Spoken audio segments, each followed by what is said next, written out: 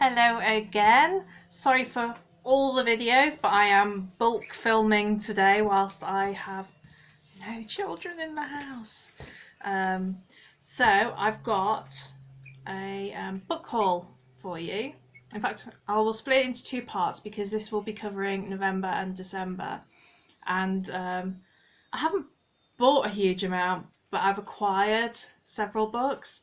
So first off, the first one that I want to show you is one that I found in my garage when I was moving. So it's one that I owned before, and it had just somehow been forgotten about and was left languishing in the muck there. And that is Michael Crichton's Timeline. Um, if you've read this, let me know if it's any good. Because I read the Jurassic Park books, I really enjoyed them, and I read, was it called Prey? Years ago as well, when that first came out, and I enjoyed that. But I'm not a huge fan of time travel stories, so I'm not sure about it. I've kept it for now, but I'm not sure. So let me know if it is good. Then I'll give it a whirl. The rest of the books on this pile are ones that I got from my mum because they've been clearing out all of her things. Don't worry, there's nothing bad. It's just clearing out her books, and they wanted me to take them to charity shops, or if I wanted them, keep them. My mum's not into the same sort of books as I am generally. She's really into crime novels.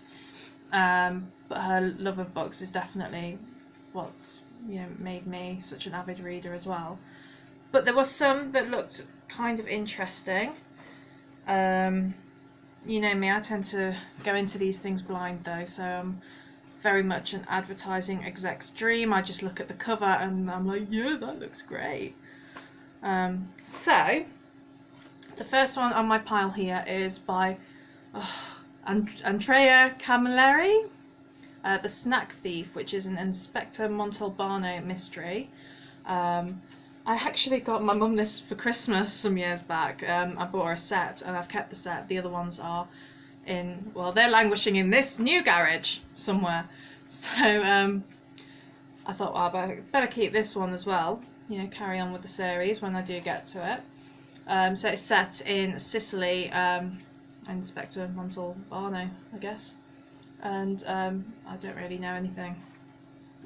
Sorry.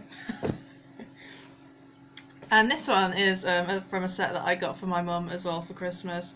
And it's a mystery novel. I should have read all of these. I should have read the back of them, shouldn't I, at least, before I start chatting to you.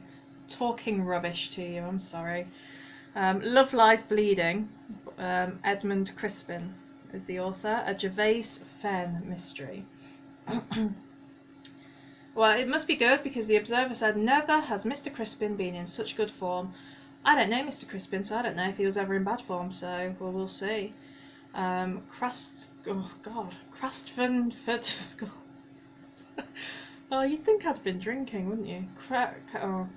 Some school is preparing for speech day. I think I need to do a speech day. And Professor Gervais Fenn is called upon to present the prizes. However, the night before the big day, strange events take place that leave 2 members of staff dead. The headmaster turns to Professor Fenn to investigate the murders. While disentangling the facts of the case, Fenn is forced to deal with student love affairs, a kidnapping, and a lost Shakespearean manuscript. By turns hilarious and chilling, Love Lies Bleeding is a classic of the detective genre. That sounds really cool. Yeah, I like the sound of that. Yeah, that's good. Next, Jonathan Kellerman, Killer, an Alex Delaware novel.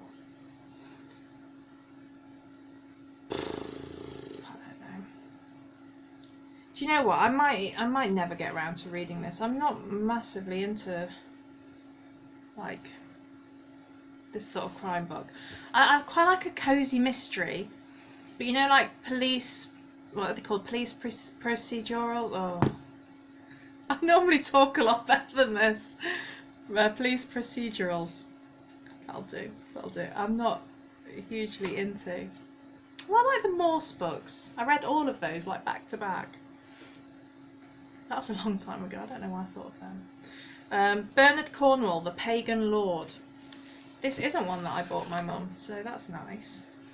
That's quite pretty on the inside there. Is there anything exciting going on there? No, nothing exciting going on there, just plain black cover.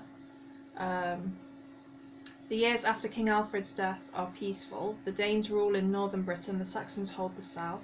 But for a warrior, a time of restless peace is the hardest challenge. Too often it allows the cautious and the timid to dominate. Uhtred, a celebrated warrior of the late king, is out of favour with the new regime, and in one ill-considered moment of rage, he is thrown off his land and banished. He becomes an outcast, spurned by Christians and pagans alike. Supported by a handful of loyal men, Uhtred goes north in a daring attempt to recapture Bebbanburg, his ancestral home and the greatest fortress of Britain. So that sounds like it might be good. Another Edmund Crispin Gervais Fenn mystery, Buried for Pleasure, which is in a sleepy English village. Oh, and he's running for Parliament in this one, so I'm sure somebody's going to be killed, or oh no, it's blackmail this time. Oh, escaped lunatics, beautiful women and lost hairs. Sounds like another good one. And they're quite short books as well, so it might be nice ones to slip in between some of the longer, more serious books. Peter James, Want You Dead. If he can't have her, then nobody can. I don't know. Before We Met, by Lucy Whitehouse. A whirlwind romance, a perfect marriage. Hannah Riley has seized her chance at happiness until the day her husband doesn't come home. Can you ever really know what happened before you met? And that is all it's given us. Don't know anything else. So if you have read that, is it worth keeping hold of? Because I think I kept it in the box because I have no idea really what it's about or anything about it. It was a Richard and Judy Summer Book Club pick of 2014 apparently, but other than that I don't know. And then Patricia Cornwell, Cause of Death. When I was in my teens, I went through a phase of reading loads and loads of Patricia Cornwell, and I haven't read any books of hers since I was about 20 probably. So this one follows Kay Scarpetta. I don't know if I ever read this one. You know, they're the sort of books that you read, you enjoy them whilst you're reading them, but ultimately, for me at least, they're kind of forgettable, like the ins and outs of the stories. But I used to really enjoy them, so when I saw this in the pile from my mum, I thought I'll keep it and have another read, see if I still like her. And that is it for this one. I've got a part 2 coming up, which are books that I've bought myself, so fingers crossed I'll actually have an idea of what they're about. But you know me, pretty covers, sold. But yeah, that's it for this one, and I will speak to you again soon. Bye!